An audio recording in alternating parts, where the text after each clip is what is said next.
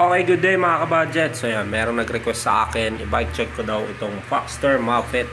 Ayan, ito po ay 29er. So magkano na nga ba ngayon itong 2023 ito si Foxster Muffet, at kung ano ang binago sa kanya. So umpisa na natin yan. Pero bagong lahat, please like and subscribe my YouTube channel, JMC Bike Check, para updated kayo sa mga bagong parating dito sa atin sa Budget Bikes Cavite. Okay, so umpisa na natin yan. Let's go!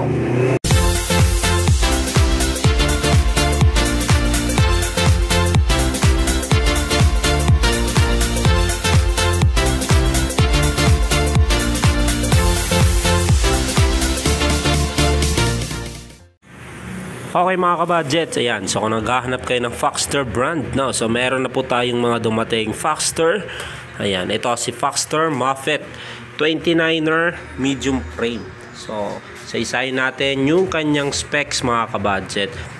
Okay, so ito Foxster Muffet, ayan, glossy red with black color combination. Ayan, mapapansin nyo sa kanyang frame, ayan, nakikita pa rin yung bakas ng kahapon niya mga kabudget. Ayan, so ito, pero yung ganyang frame ay glossy. Dito sa kanyang top tube, ayan, nakalagay yung Muffet. Ayan, din dito yung warning sign. Siyempre alam nyo na yan, mag-ingat at tumingin sa kalsada mga kabudget. Okay, so dito sa kanyang down tube, ayan, dito nakalagay yung brand niya as Foxster. Ayan, si Foxster Aluminum Alloy 6061. Ayan, advanced mechanical forming technology.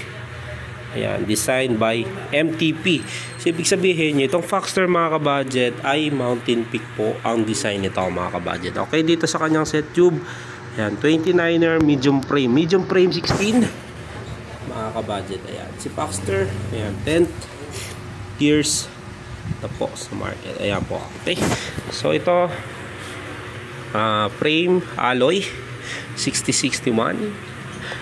Seat clamp, ayan, Moser, alloy din po. Yung kanyang seat post ay 31.6, 350 mm. Ayan, alloy din po yung kanyang seat post. Foxster na rin po yung kanyang brand. Ayan. So, pedal, stock pedal, plastic. Wait lang. Bakal pala to mga kabudget. Stock pero stock ball bearing. Yung kanya namang saddle ay Foxster din. Ayan, Foxster brand, makapal. Kung mapapansin nyo dito, ayan, makapal yan mga kabudget. Okay, so dito man tayo sa kanyang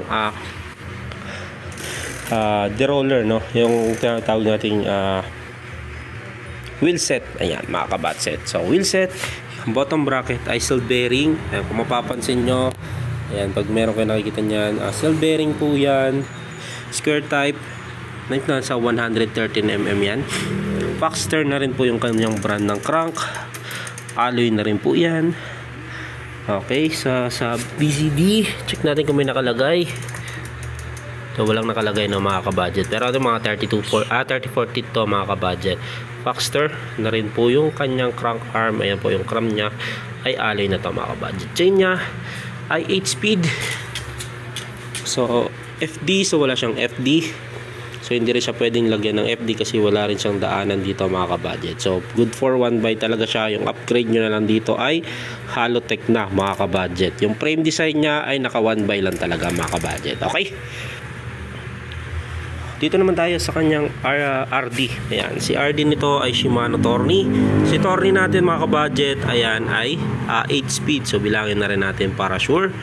So 1, 2, 3, 4, 5, 6, 7, 8 speed.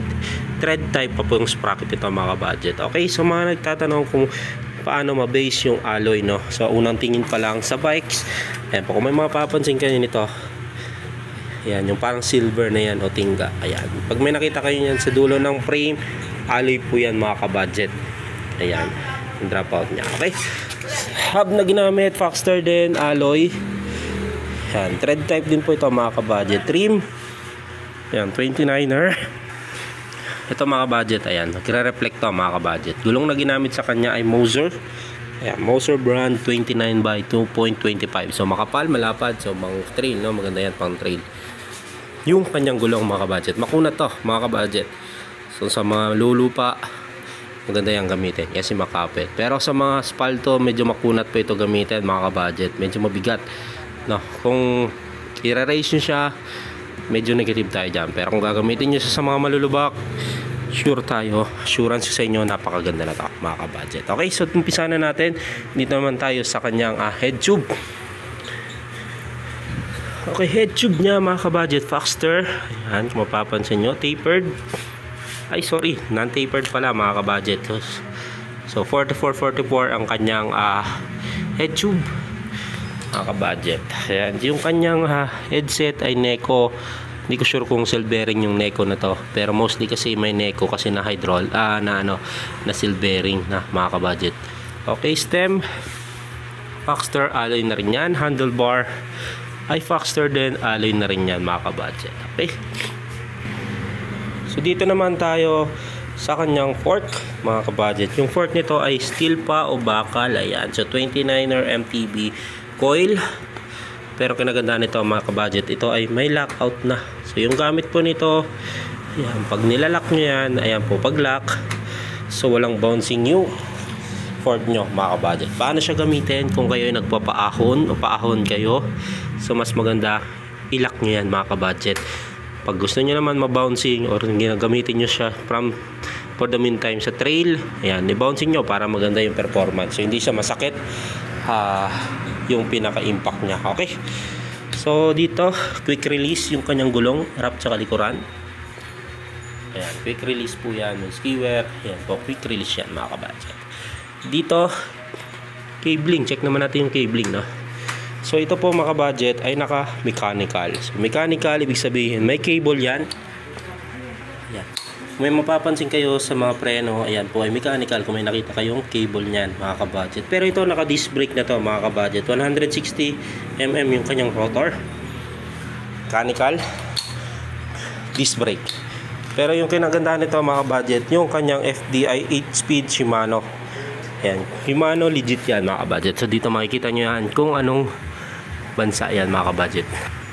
Hindi ko lang siya makita, pero Shimano legit yan mga ka-budget. Okay, so yan si Foxster Moffitt 29er mga ka-budget. So magkano na nga ba ito ngayon mga ka-budget sa market? Okay, low ng labas nito nung pandemic, I think nasa 10.7 mga ganon mga ka-budget itong 29er.